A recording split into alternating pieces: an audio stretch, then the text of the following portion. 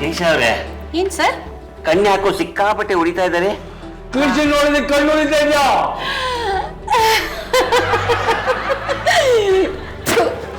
Okay sir. ಈ Pandava, computer ಮುಂದೆ 3 ಹೊತ್ತು ಕೂತಿದ್ರೆ ಇನ್ನೇನ್ರಿ ಆಗತ್ತೆ ಸುಡುಗಾಡು? ಕಂಪ್ಯೂಟರ್ ಮುಂದೆ ಕೂತ್ಕೋಬಾರ್ದ? ಅಯ್ಯೋ, ನಿನ್ನೆ ಮನೆಯಿಂದ ಒಂದೇ ಸಮನೆ ಕೆಲಸ. ಅದಕ್ಕೆ ಸರ್ ಕಣ್ಣು ಸ್ಟ್ರೈನ್ ಆಗ್ಬಿಟ್ಟಿರ್ಬೇಕು. ನೀವು ಸ್ವಲ್ಪ ಹೊತ್ತು ಆರಾಮಾಗಿ ಕಣ್ಣು ಮುಚ್ಕೊಂಡು ಕೂತ್ಕೊಳ್ಳಿ.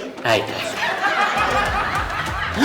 ಅಯ್ಯೋ, ಇನ್ನು 2 ಫೈಲ್ನ ಕ್ಲಿಯರ್ ಮಾಡ್ಬೇಕು ನಾನು.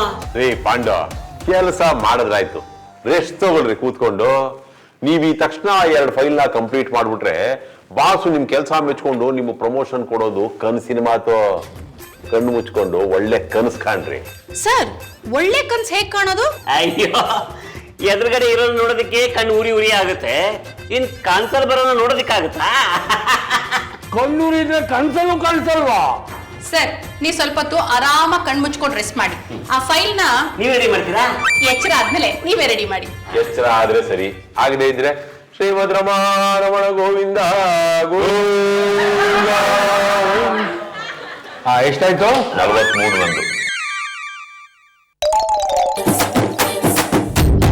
ಸರ್, ಈ ಫೈಲ್ ಕಂಪ್ಲೀಟ್ ಮಾಡಿದ್ದೀನಿ. ಹೌದಾ? Good, very good. Yasha Pandu, ಈ ಆಫೀಸ್ನಲ್ಲಿ ಕೆಲಸ ಮಾಡೋ ಅಷ್ಟು ಜನ ಕಾಂಪ್ಸರು ಸರ್, ನಿಮ್ಮೊಬ್ಬರನ್ನ ಬಿಟ್ಟು. ಈ ಫೈಲ್ನ ಮುಂಬೈ ಆಫೀಸಿಗೆ ಕಳಿಸೋದಕ್ಕೆ ಇನ್ನೂ 1 ವಾರ ಟೈಮ್ ಇದೆ. ನೀವು ಬೆಳಿಗ್ಗೆ ಫೈಲ್ ತಗೊಂಡು 3:30 ಅಷ್ಟೊತ್ತಿಗೆ ಫಿನಿಶ್ ಮಾಡಿಬಿಟ್ಟಿದ್ದೀರಲ್ವೇ, ನಿಮ್ಮಂಥ ಎಫಿಷಿಯಂಟ್ ವರ್ಕರ್ಗೆ 1 ಅವಾರ್ಡ್ ಕೊಡಿಸ್ಲೇಬೇಕು ನಾನು. ಪ್ರಮೋಷನ್ ಪ್ರಮೋಷನ್ ನಿಮಗಂದ್ರೆ ಇನ್ಯಾರಿಗಪ್ಪ ಕೊಡಿಸ್ಬೇಕು ನಾನು?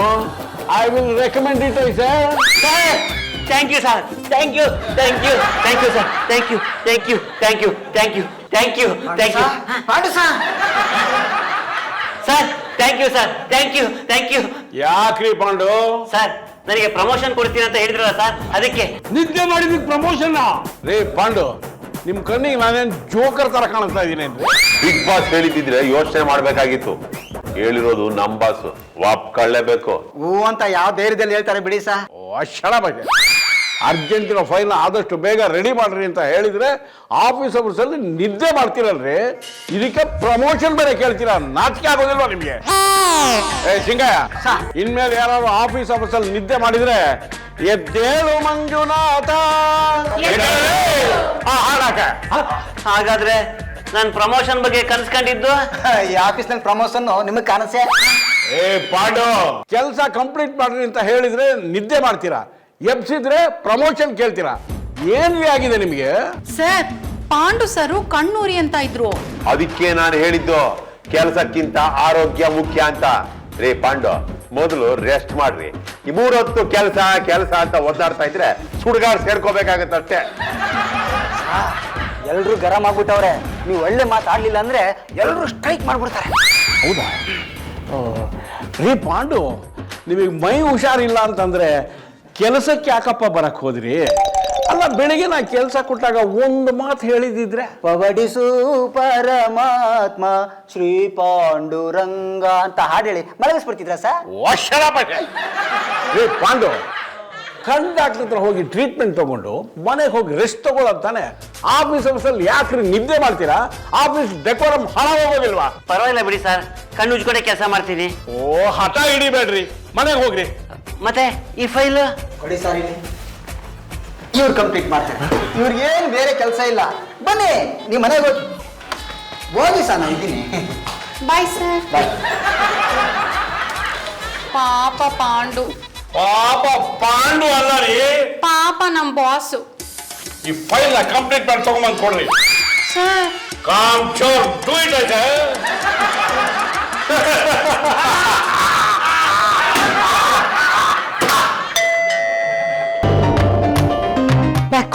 ಅಯ್ಯೋ, ನಿನ್ ಕೈ ಮುಗಿತೀನಮ್ಮ, ಖಾಲಿ ಮಾತ್ರ ಬೀಳ್ಬೇಡ. ನಾನ್ ಯಾಕೆ ನಿಮ್ ಕಾಲಕ್ ಬೀಳ್ಲಿ? ಅಯ್ಯೋ, ನೀನೇನೆ, ನಾನು ಚಾರು ಅಂದ್ಕೊಂಡ್ಬಿಟ್ಟೆ. ಅಯ್ಯೋ, ನಾನ್ ಚೌಕಾಸಿ ಅಲ್ಲ, ನಿಮ್ ಯಜಮಾನಿ. ಒಳಗ್ ಬನ್ನಿ ಬನ್ನಿ. ನಿಮ್ ಕಣ್ಣೇನೋ ಸರಿ ಇಲ್ಲ, ಮಂಜಾಗಿದೆ. ಡಾಕ್ಟರ್ ಹತ್ರ ಕಳ್ಸಿದೀನಿ ಅಂತ ನಿಮ್ ಬಾಸ್ ಬಾಲ್ರಾಜ್ ಫೋನ್ ಮಾಡಿ ಹೇಳಿದ್ರಲ್ಲ. ಓ ಹೋಗಿದ್ರ ಡಾಕ್ಟರ್ ಹತ್ರ ಜರ್ಗಿ ಅಯ್ಯೋ ಕಣ್ಣು ಹೋಗ್ಬಿಡುತ್ತೆ ಅಂದ್ರ ನೀವು ಬ್ಲೈಂಡ್ ಆಗ್ಬಿಟ್ರಾ ಕೊಳ್ತಾರಲ್ಲ ಶ್ರೇಯರಿ ನಿಮ್ಮಿ ಕೀಟ ತಕ್ಕ ಅಪ್ಪ ನೀನ್ ಹೇಳಪ್ಪ ಏನಾಯ್ತು? ಕಂಪ್ಯೂಟರ್ ಸ್ಕ್ರೀನ್ ನೋಡಿ ನೋಡಿ ಕಣ್ಣು ಡ್ರೈ ಆಗ್ಬಿಟ್ಟಿದೆ ಅಂತೆ. ಸರಿಯಪ್ಪ ಒಂದೆರಡು ದಿನ ನೀನು ಅಮ್ಮ ಕಣ್ಣು ತಂಪಾಗೋ ಜಾಗಕ್ಕೆ ಹೋಗ್ಬಿಟ್ಟು ಬನ್ನಿ. ಕಣ್ ಪ್ರಾಬ್ಲಮ್ ಸಾಲ್ವ್ ಆಗೋದು ತುಂಬಾ ಇಂಪಾರ್ಟೆಂಟು ರೀ. ನಿಮ್ ಕಣ್ಣು ತಂಪಾಗುವಂತ ಹಸಿರಿರೋ ಜಾಗಕ್ಕೆಲ್ಲಾದ್ರೂ ಹೋಗೋಣವಾ? ಹೌದು, ಹಸ್ರನ್ನ ನೋಡಿದ್ರೆ ಕಣ್ ತಂಪಾಗತ್ತೆ. ಶ್ರೀಮತಿ, ಗೋವಾ ಬೀಚ್ಗೆ ಹೋಗೋಣ ಕಣೆ. ಅಲ್ಲಿ ಹೋದ್ರೆ single piece, 2 piece, foreign piece ಇದೆಲ್ಲ ಇರುತ್ತಂತೆ. ಅದು ನೋಡಿದ್ರೆ ಕಣ್ಣು ತಂಪಾಗುತ್ತಂತೆ. ನಿಮ್ಮನ್ ಪೀಸ್ ಪೀಸ್ ಮಾಡ್ಬಿಡ್ತೀನಿ. ನಿಮ್ ಬುದ್ಧಿ ನಿಮ್ ಕಣ್ಣು ಎರಡು ತಂಪಾಗುವಂತ ಜಾಗಕ್ಕೆ ನಾನ್ ಕರ್ಕೊಂಡು ಹೋಗ್ತೀನಿ. ಎಲ್ಲಿಗೆ? ನನ್ ಮಾತೆ ಶಾಸನ ತೀರ್ಥಯಾತ್ರೆಗೆ ಹೋಗೋಣ. ಕೊತ್ತಂಬರಿ ಕೆಂಚಮ್ಮ, ಈರುಳ್ಳಿ ಮತ್ತೆ ಟೊಮೆಟೊ ಎರಡು ಮಿಕ್ಸ್ ಮಾಡಿ 1 kg ಕೊಡು. ಅದ್ ಹೆಂಗೈತದೆ? ಅದ್ ಬೇರೆ ರೇಟು ಇದ್ ಬೇರೆ ರೇಟ್ ಅಲ್ವಾ? ನಿಮ್ ಅತ್ತೆಯವರು 80 ರೂಪಾಯಿ ಹುರುಳಿಕಾಯಿಗೆ 150 ರೂಪಾಯಿ ಕೊಟ್ಬಿಟ್ಟು ತಗೋತಾರೆ. ನೀವ್ಯಾಕೆ ಹಿಂಗ್ ಚೌಕಾಶಿ ಮಾಡ್ತೀರಾ? ಚೌಕಸಿ ಚೌಕಸಿ ಚೌಕಸಿ. ಹಾಯ್, ಏನು ನಿಮ್ಮತ್ತೆ ಮಾವ ಇಬ್ರು ಮನೇಲಿ ಇದ್ದಾಗಿಲ್ಲ? ಇಬ್ರು ಟೂರ್ಗೆ ಹೋಗಿದ್ದಾರೆ. ಮಾಯಿ ಮನೇಲಿ ಇಲ್ಲ ಅಂದ್ರೆ ಮನೆಯೆಲ್ಲ ಮಣಮಣ ಅಂತ ಇರುತ್ತೆ. ಸರಿ ಸರಿ, ಬೇಗ ಬೇಗ ತರಕಾರಿ ತಗೋ, ನಿಮಗೆ ಲಾಭ ಆಗೋಂತ ಒಂದು ಒಳ್ಳೆ ವಿಷಯ ಹೇಳ್ತೀನಿ. ಏನೋ ಲಾಭದ ವಿಷಯ ಅಂದ್ರಲ್ಲ, ಏನೋ ಹೇಳ್ತೀನಿ ಬಾ.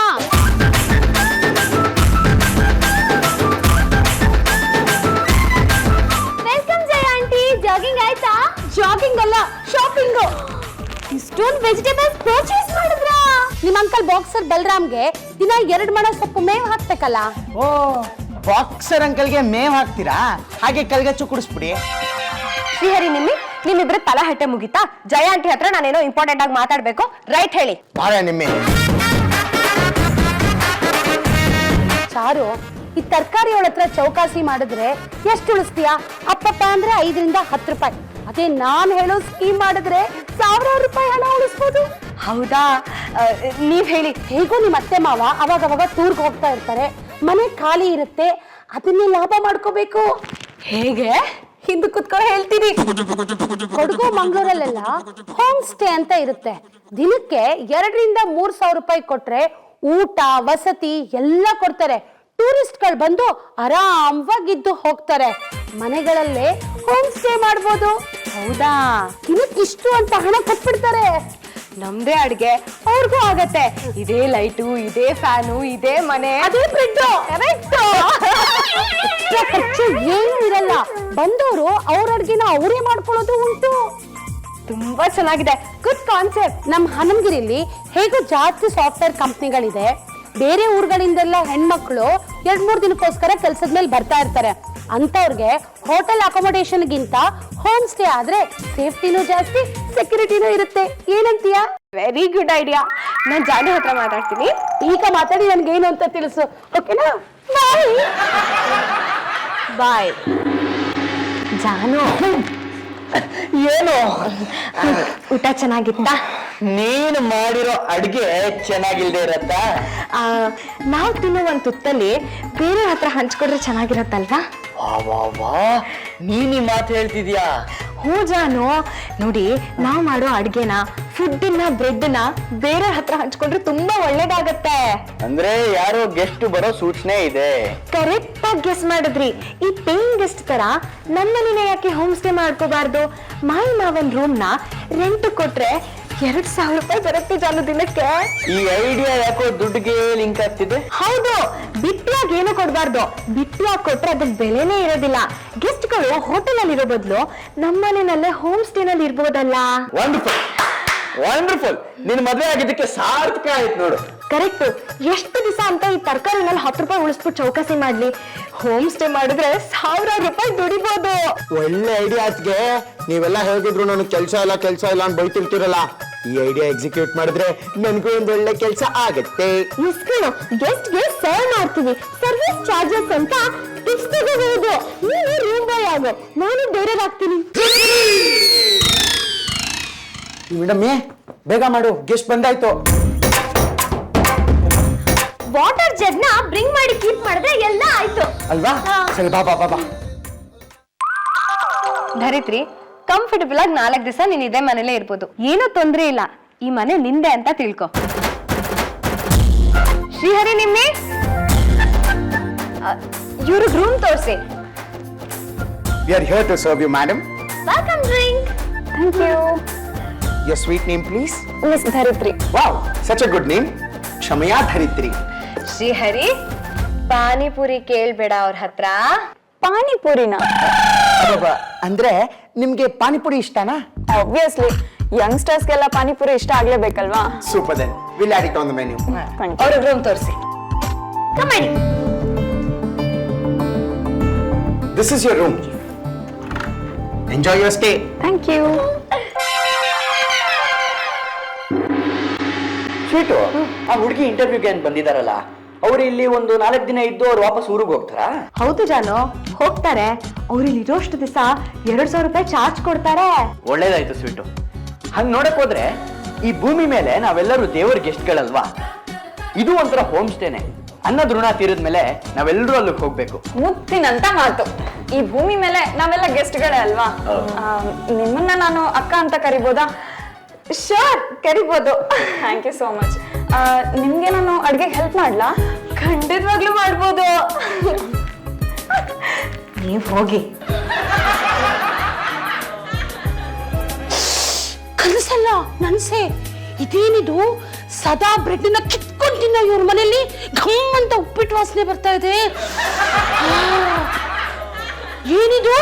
ಪ್ರಪಂಚದ 8ನೇ ಅದ್ಭುತ ನೋಡ್ತಾ ಇದ್ದೀನಿ. ಉಪ್ಪಿಟ್ಟು ಮಾಡ್ತಾ ಇದೀಯಾ?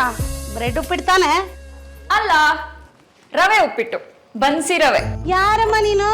ಚಾರು, ನನ್ಗೆ ಅಕ್ಕ ಆಗ್ಬೇಕು. ನೀವ್ ಕೊಟ್ಟಿದ ಐಡಿಯಾನೇ ಇದು.